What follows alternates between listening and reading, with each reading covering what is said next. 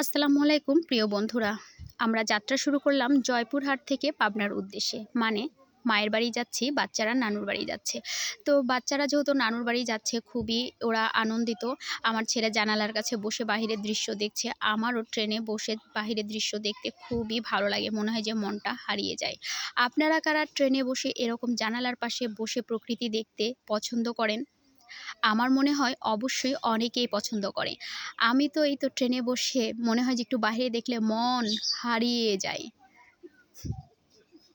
খুব ভালো লাগে মাথাটা বের করে একটু হাত দিয়ে দেখতে, খুব ভালো লাগে প্রকৃতি দেখতে।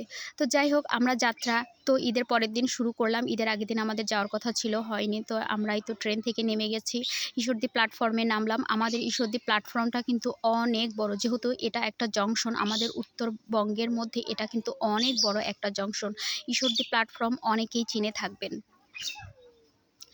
তো এখন ছেলে মেয়ে এই তো দৌড়াইতে দৌড়াইতে ফ্লাইওভারের উঠবে উপরে ব্রিজতে। আমি আবার এখানে একটু সূর্য দেখতে পেলাম, তো সূর্য দেখে আমিও একটু সূর্যের সাথে একটু খেলার চেষ্টা করলাম নিজেকে। আমি এভাবেই যাত্রাপথে হোক কিংবা যত কাজের মাধ্যমেই হোক নিজেকে একটু আনন্দ দেওয়ার চেষ্টা করি।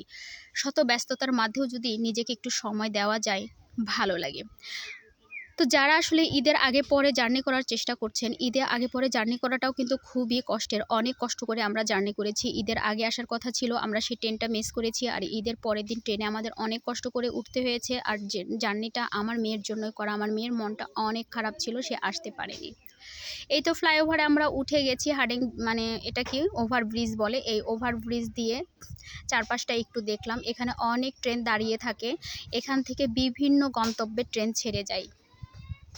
তাই এখন আমরা সিএনজি ধরে আমরা মায়ের বাড়ির উদ্দেশ্যে আবার রওনা দিব। তাই তো সিএনজিতে বসে গেছি, মেয়েরা খুবই আনন্দিত। তো যেহেতু মায়ের বাড়িতে আসছি, খুব ব্যস্তও থাকবো কয়েকদিন, পেজে ঠিকমতো কাজও করতে পারবো না। বন্ধুরা কেউ ভুলে যাবেন না, সবাই সাথে থাকবেন। ইনশাল্লাহ ফ্রি হয়ে গেলে সবাইকে অনেক অনেক ভালোবাসা দিব, সবার বাড়িতে যাব, সবাইকেই মনে আছে। এই তো আমিও কথায় কথায় আমার বাড়িতে চলে আসলাম। আমার ছেলে মেয়ে সিএনজি থেকে নেমে এক দৌড়ে বাড়িতে চলে আসছে।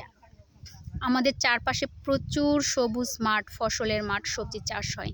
তো ওরা আগে এসছে, আসার পরে এই যে সবাই আবার ওদের জন্য ডেওয়া ফল মানে বন কাঁঠাল সংগ্রহ করে রাখছে।